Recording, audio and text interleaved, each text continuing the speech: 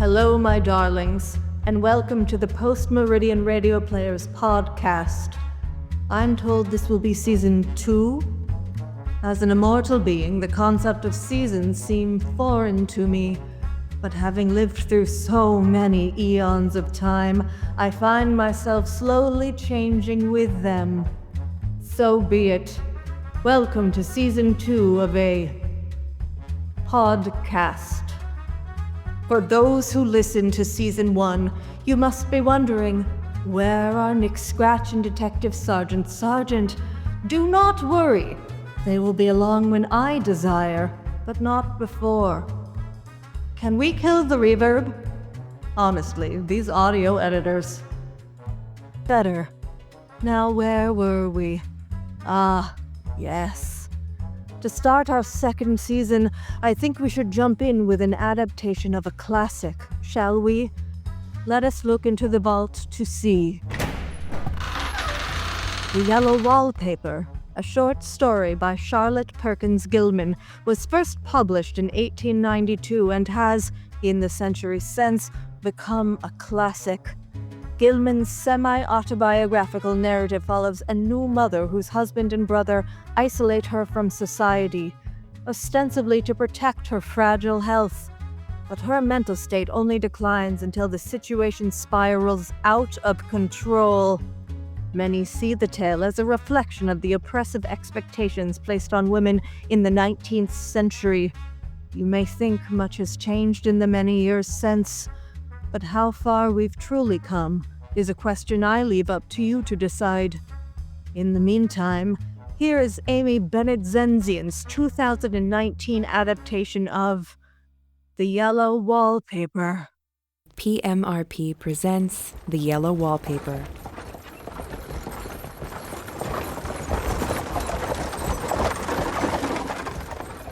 It is very seldom, isn't it, John, that ordinary people like you and I secure ancestral halls for the summer? Indeed. A colonial mansion. A hereditary estate. A haunted house? You and your romantic notions. I suppose it would be asking too much of fate. Still, I will declare that there is something queer about it. What on earth makes you say so? Well, why should it be rented so cheaply? And why has it stood so long untenanted? I wish you wouldn't laugh at me. Oh, come. You must expect to be laughed at as part of marriage. Is it so amusing that I should be a little superstitious? You are practical in the extreme. My dear, if I did not laugh, I would have to be angry. I have no patience with the delusions and an intense horror of superstition.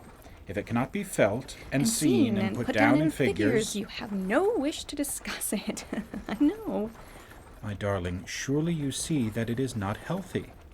I thought you didn't believe I was sick. You are not sick. It is nothing but a temporary nervous depression.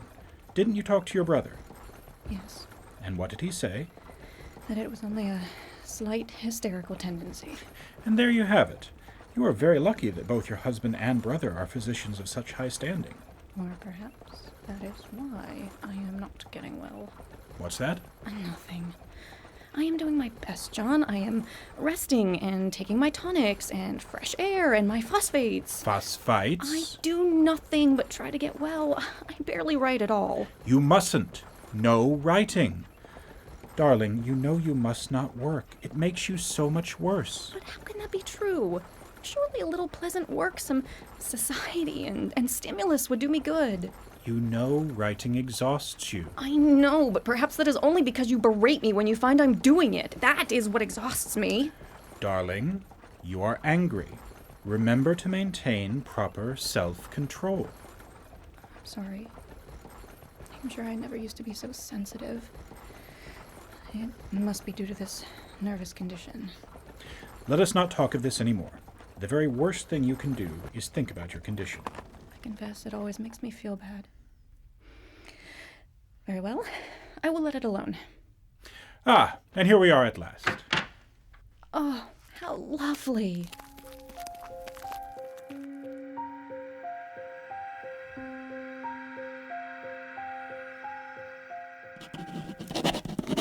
First of May.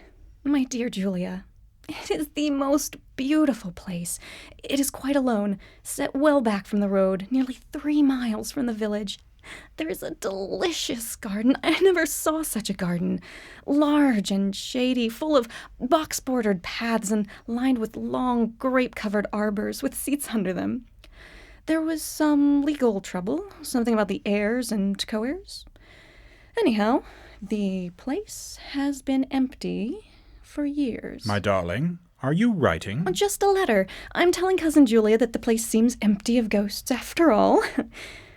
Although there is something strange about the house. I can feel it. I believe what you are feeling is a draft. Now, put that pen away. Let's get you upstairs to bed. I don't like our room a bit. What nonsense. It's a lovely room, airy and so spacious.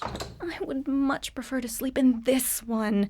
It's got plenty of air. It opens on the piazza. Look, it has roses all over the window and such pretty old-fashioned hangings. But, my dear, it has only one window.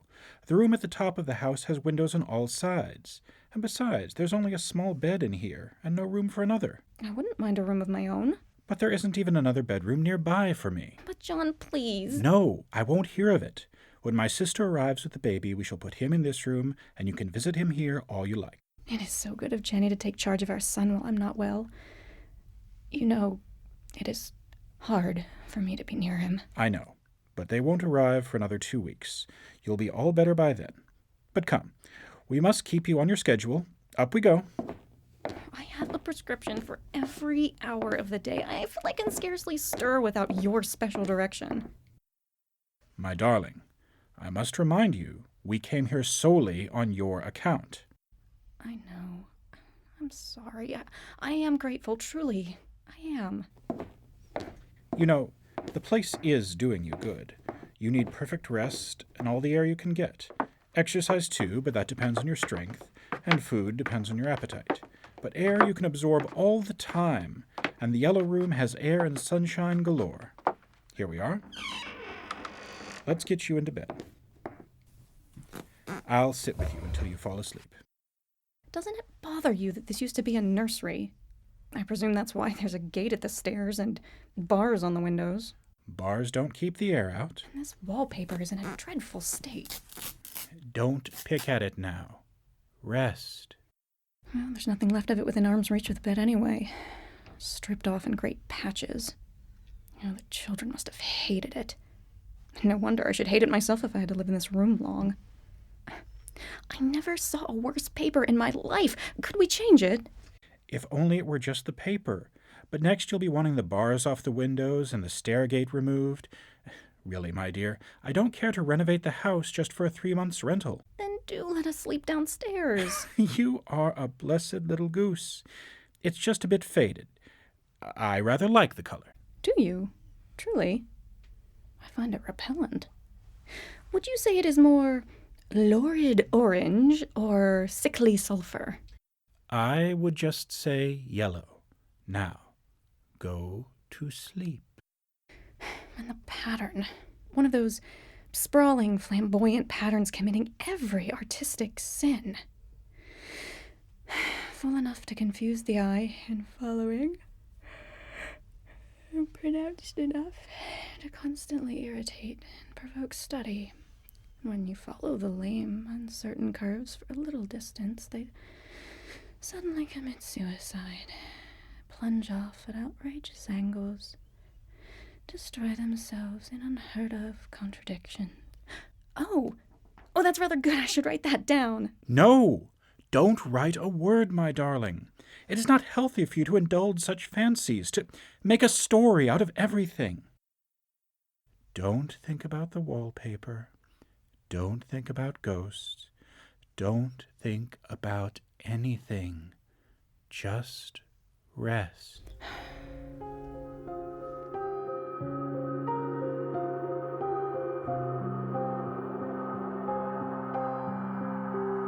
And this is our bedroom.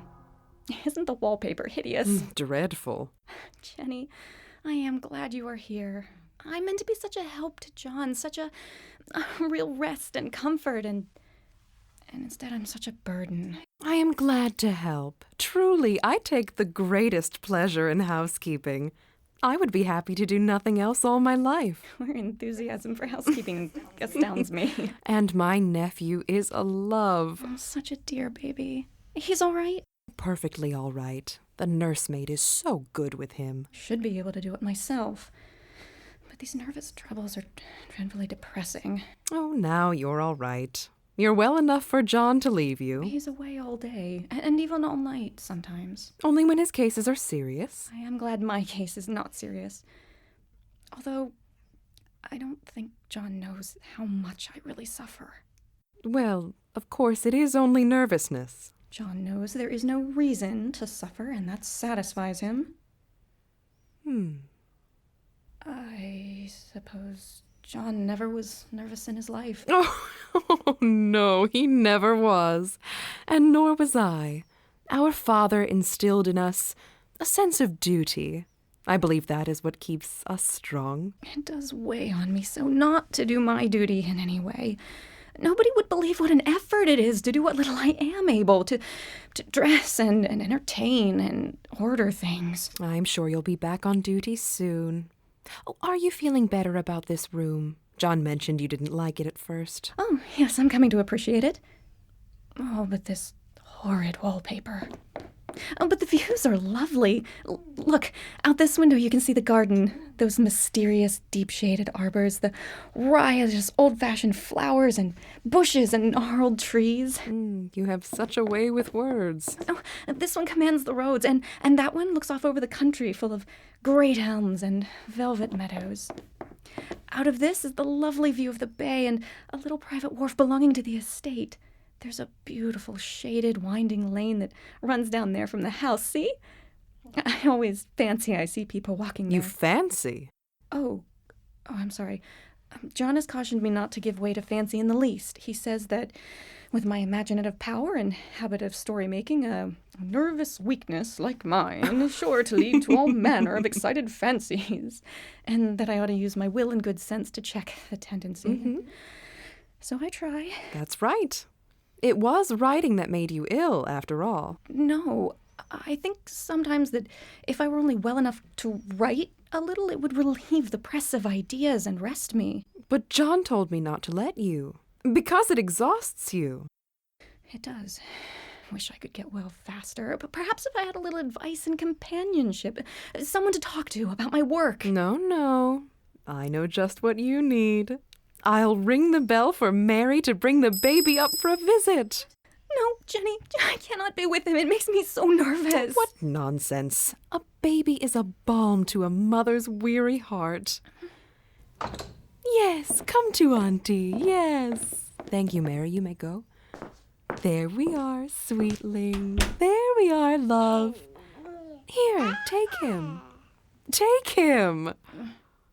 Oh, don't look so nervous. You won't drop him. Walk about, talk to him. Hello, darling. I suppose this should have been your room, since it was a nursery, or a playroom. It looks as though it's been through the wars, doesn't it? See how the floor is scratched and gouged and splintered? And the plaster itself is dug out here and there. I never saw such ravages as the children have made here. And most of all, look what they did to the wallpaper. It is not easy to tear. It sticketh closer than a brother. Or a sister. And those children must have had perseverance as well as hatred. I wonder, when you are older, will you be like John? Or will you be like me? I think inanimate things can have such expression. I used to lie awake as a child and get more entertainment and terror out of blank walls and plain furniture than most children could find in a toy store. I remember what a kindly wink the knobs of our big old bureau used to have. And there was one chair that always seemed like a strong friend. There are no friends in this wallpaper. Look, there's a recurrent spot where the pattern lolls like a broken neck and two bulbous eyes stare at you upside down. I get positively angry with the impertinence of it and the everlastingness. Up and down and sideways it crawls, and those absurd, unblinking eyes are everywhere. That's enough. I'll take him now. I'm sorry. I'm sorry. You just rest now. I'll take him back downstairs. And to think this could have been his room. What a fortunate escape. Oh, I wouldn't have a child of mine, and an impressionable little thing, live in such a room for the world. I never thought of it before, but it is lucky that John kept me here after all. I can stand it so much easier than he can.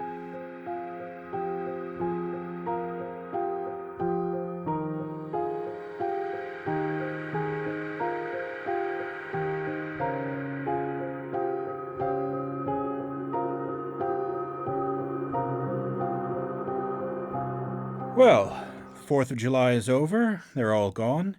Now, don't get up. You look tired out. I shouldn't be. I didn't do a thing.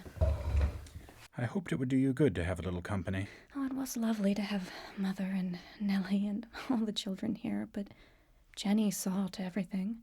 I don't know why it tired me so. You know, darling, we shall only be here until the end of the month. If you don't pick up faster, I may need to send you to Weir Mitchell in the fall. Dr. Mitchell, the nerve specialist. Yes, he is the best in the field. Oh, John, I don't want to go there. I had a friend. She said he was... What did she say? He told her never to touch pen, brush, or pencil again, as long as she lived. To devote herself to her husband and child. Quite right. Of course, darling, I just don't wish to travel so far. Such an undertaking. I can't feel it as though it is worthwhile to walk across the room, much less go all the way to Philadelphia. Now, darling, don't cry. I try not to. Oh, I feel as though I'm becoming dreadfully fretful and querulous. There. I know I've been with my patients a great deal. When I'm not here, do you take your tonics, go on short walks, and rest? Yes. I walk a little in the garden, or down that lovely lane. I sit on the porch under the roses, and I lie down up here a good deal. I've gotten quite fond of the room. In spite of the wallpaper? Perhaps because of the wallpaper. It dwells in my mind, so I lie here and follow that pattern about by the hour. It is as good as gymnastics, I assure you. I start at the bottom, down in the corner over there, and I determine for the 1000th time that I will follow that pointless pattern to some sort of a conclusion. That doesn't sound as restful as I'd like. Oh, don't get up. Look, here, I know a little of the principle of design, and I know this thing was not arranged on any laws of radiation or alternation or repetition or symmetry or anything else that I ever heard of. The bloated curves and flourishes, I call it, debased Romanesque with delirium tremens. But on the other hand, they connect diagonally, and the sprawling outlines run off in great slanting waves of optic horror, like a lot of wallowing seaweeds in full chase. Rather absurd, don't you think? But here, the wallpaper has kind of a sub-pattern in a different shade, a particularly irritating one, for you can only see it in certain lights, and not clearly then. But I can see it. A strange, provoking, formless sort of figure that seems to skulk about behind that silly and conspicuous front design. Darling, you must use your will and self-control and not let these silly fancies run away with you. Let me get you some cod liver oil. We must see that you get enough red meat in your diet as well. Cod liver oil, really? Drink this. Come here. I love you. I do hate to have you sick. John, what if I were to go visit Cousin Julia? What? Well, I can always talk to Julia. Her company would do me good. My dear, you know you're not able to go, nor could you stand it after you get there. Cousin Henry and Julia are such stimulating people. You might as well put firecrackers in your pillowcase. Oh, you're crying again. It is getting to be such a great effort for me to think straight. Just this nervous weakness, I suppose. Oh. Back to bed with you. You can still sweep me off my feet, it seems. You're so light and easy to lift. Here. Listen to me. You are my darling, my comfort, and all I have. You must take care of yourself for my sake and keep well. You are the only one who can help yourself out of this. I will do my best.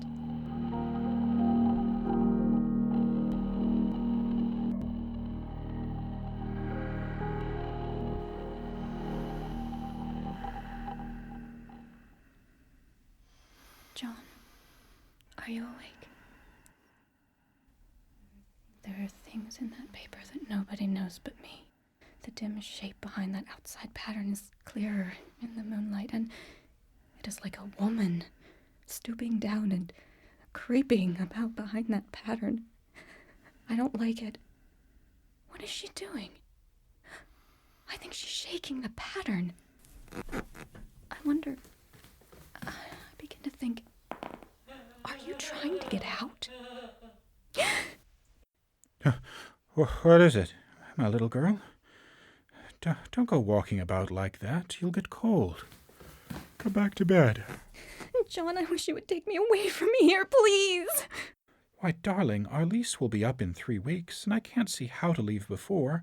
The repairs are not done at home, and I cannot possibly leave my patients here in town just now. Of course, if you were in any danger, I could and would, but you really are better, my dear, whether you can see it or not. I am a doctor, and I know. You are gaining color, your appetite is better. My appetite may be better in the evening when you're here, but it is worse in the morning when you are away. Bless her little heart. She shall be as sick as she pleases. But now let's improve the shining hours by going to sleep and talk about it in the morning. But you won't go away? Why, how can I, dear? It's only 3 more weeks, and then we will take a nice little trip of a few days while Jenny is getting the house ready. Really, dear, you are better. Better in body, perhaps, but in my mind... My darling, I beg of you, for my sake and our child's sake, as well as for your own, that you will never, for 1 instant, let that idea enter your mind. There is nothing so dangerous, so fascinating to a temperament like yours. It is a false and foolish fancy. Can you not trust me as a physician when I tell you? Of course. I trust you. I won't say it again. I won't think it.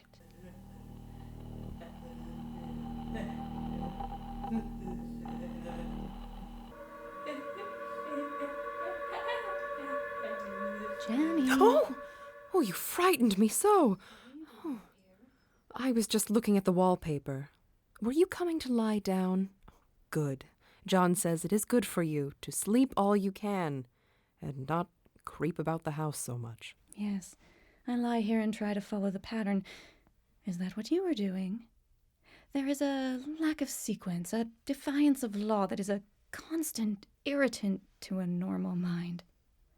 It is torturing. You think you have mastered it, but just as you get well underway in following it, turns a back somersault and there you are. It slaps you in the face, knocks you down, and tramples upon you. It is like a bad dream. Is it? It reminds me of a fungus, a toadstool in joints, an interminable string of toadstools budding and sprouting in endless convolutions. The color... Hideous, isn't it? Like sickness. And it smells, a yellow smell. Smell? What? Look at your fingers. This paper stains everything it touches. I came up here because I found yellow smooches on your clothes and John's. I wish you would be more careful.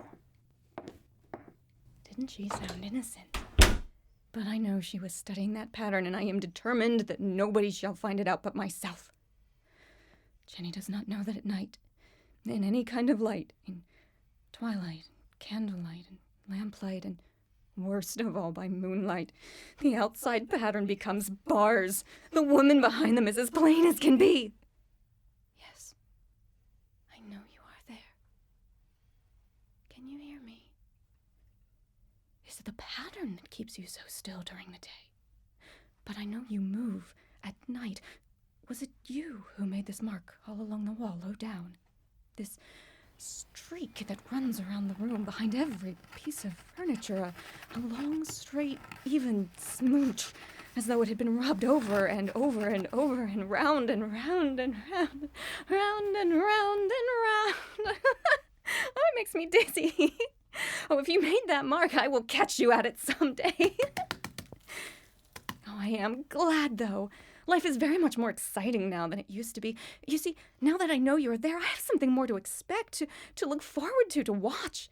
John is so pleased to see me improve. He laughed a little the other day and said I seem to be flourishing in spite of my wallpaper. I laughed too. I had no intention of telling him it was because of you, because of the wallpaper. He would make fun of me. He might even want to take me away. I don't want to leave now until I have found your secrets. There is 1 week more. I think that'll be enough.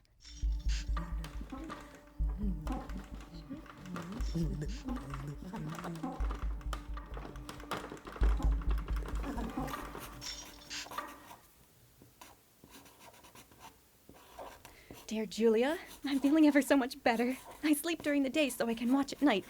And I have finally found out the front pattern does move. And no wonder the woman behind shakes it. And sometimes I think there are a great many women behind, and sometimes only one. And she crawls around very fast, and her crawling shakes it all over, and she's all the time trying to climb through. But nobody could climb through that pattern. It strangles so. But they get through, and then the pattern strangles them off and turns them upside down and makes their eyes white. But I think that woman gets out in the daytime, and I'll tell you why. Privately. I've seen her. I can see her out of every one of my windows. It is the same woman I know, for she's always creeping, and most women do not creep by daylight. Oh, she even creeps along the main road, though when a carriage comes, she hides under the blackberry vines. I don't blame her a bit. It would be very humiliating to be caught creeping by daylight. I always lock the door when I creep by daylight. I often wonder if I could see her out of all of the windows at once. But turn as fast as I can only see out of one window at a time. Oh, she may be able to creep faster than I can turn. I've watched her sometimes, away off in the open country, creeping as fast as a cloud shadow in a high wind. I have found out another funny thing, Julia. But I shan't tell you at this time. It does not do to trust people too much.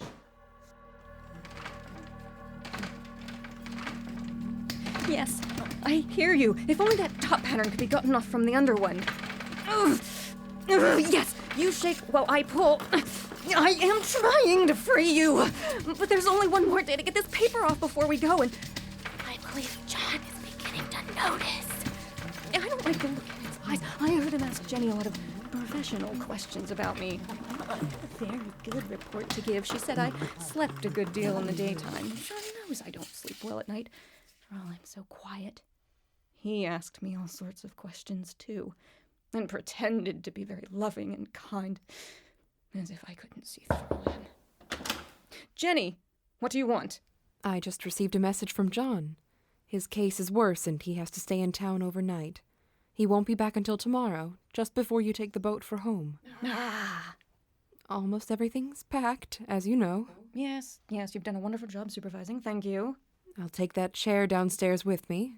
It's the last thing. Except for the bed. Yes, I believe that's nailed down. Oh! What have you done to the wallpaper? You've pulled off yards of it. As high as I could reach. I did it out of pure spite at the vicious thing. I wouldn't mind doing that myself. But you mustn't tire yourself. Oh, I'm feeling quite well. Since tonight is the last night, and John's away, and everyone else has gone, I was thinking you could sleep with me tonight. Why, you sly thing. What? You sweet thing. No, I'd rather be by myself. I'll sleep better that way. But surely you would rather sleep downstairs, now that there's no furniture, and the bed up here is stripped. Yes, with the covers gone, the bedstead looks rather a disaster, doesn't it? How those children did abuse it. Indeed. It looks as if they gnawed on it.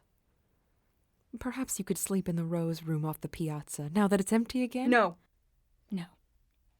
I rather like it here now that it's so quiet and empty and clean. Very well. Oh, I'm collecting the keys. Do you have the bedroom key? I do, but I'll keep it for now. I'll give it to you tomorrow. Thank you, Jenny. I believe I'll lie down now and sleep all I can. No need to call me, even for dinner. I'll ring the bell if I'm hungry when I wake.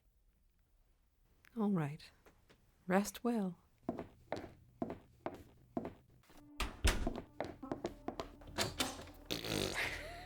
Oh, I must get to work. Oh, the key. I don't need to go out again, and I don't want anyone to come in until John comes back. I want to astonish him. I know. I'll throw it out the window down into the front path. Oh, Jenny didn't find the rope. I hid it well. If that woman gets out, I can tie her up if she tries to escape me. Now, to tear down the paper. Oh no, I forgot. There's nothing to stand on anymore. This bed will not move. Oh, my teeth. Don't laugh at me. I'm doing this for you. Very well. Let us pull off as much as we can. I'll shake and you pull. Ugh. Oh, it sticks horribly, doesn't it? And the front pattern is laughing at us. All those strangled heads and bulbous eyes and waddling fungus growths are shrieking with derision. Oh, I feel I'm getting angry enough to do something desperate. Not to jump out the window would be an admirable exercise. But the bars are too strong even to try. I don't like to even look out of the windows. There's so many of those creeping windows, and they creep so fast. I wonder if they all came out of that wallpaper as I did. What's that you say? The rope? Oh, no. No, I wouldn't do that. Of course not. I know well enough that a step like that is improper. It might be misconstrued. I don't want to die. I want to be free. I suppose I shall have to get back behind the pattern when it comes night, and that is hard. It is so pleasant to be out in this great room and creep around as I please. I don't want to go outside. I won't, even if Jenny asks me to. For outside you have to creep on the ground and everything is green instead of yellow. But here I can creep smoothly on the floor, and my shoulder just fits that long smooch around the wall. I cannot lose my way. Round and round and round. Darling? Darling, are you in there? Unlock the door. It's no use, young man. You can't open it. Darling, darling, open the door. Open the door. Jenny, an axe. Get me an axe. It would be a shame to break down that beautiful door. John dear, the key is down by the front steps. Open the door, my darling. I can't. I threw the key out the window. It is down in the path by the front door. Round and round and round, round and round and round, round and round and round, round and round and round, round and round and round, round and round and round. What is the matter? For God's sake, what are you doing? I've got out at last, in spite of you and Jenny. And I've pulled off most of the paper so you can't put me back. Oh. Now, why should that man have fainted? He's fallen right across my path by the wall, so that I have to creep over him every time. Round and round and round. Round and round.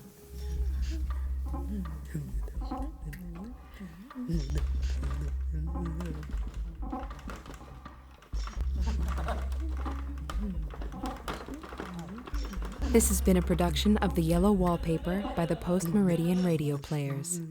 Amy Bennett Zengin adapted The Yellow Wallpaper from the short story by Charlotte Perkins Gilman. It featured the voice talents of Carrie Keebaugh as the narrator, Helen Edgar as John. and Danielle Wenner as Jenny. The sound design was by Regita Menon. Original music was composed by Tyler Catanella. The Yellow Wallpaper was directed by Amy Bennett Zengin and produced by Chris DeKalb, with production assistant Peter Wallace. Ah, quite satisfying. Please, Nick Scratch, Tell them what we will be listening to next time. In 2 weeks, we shall return into the realm of the Madman's Guild with the premiere of a new serial entitled Tom Sprocket's Imaginarium. If you like what you hear, you can check out more about the PMRP, including upcoming performances and auditions at their website, pmrp.org, or their Bandcamp store, pmrp.bandcamp.com. Please support this podcast by giving us a review or recommend it to your friends. Until next time, this is Nick Scratch, and if the Lady of the Castle doesn't need me, I'll catch you around the dial.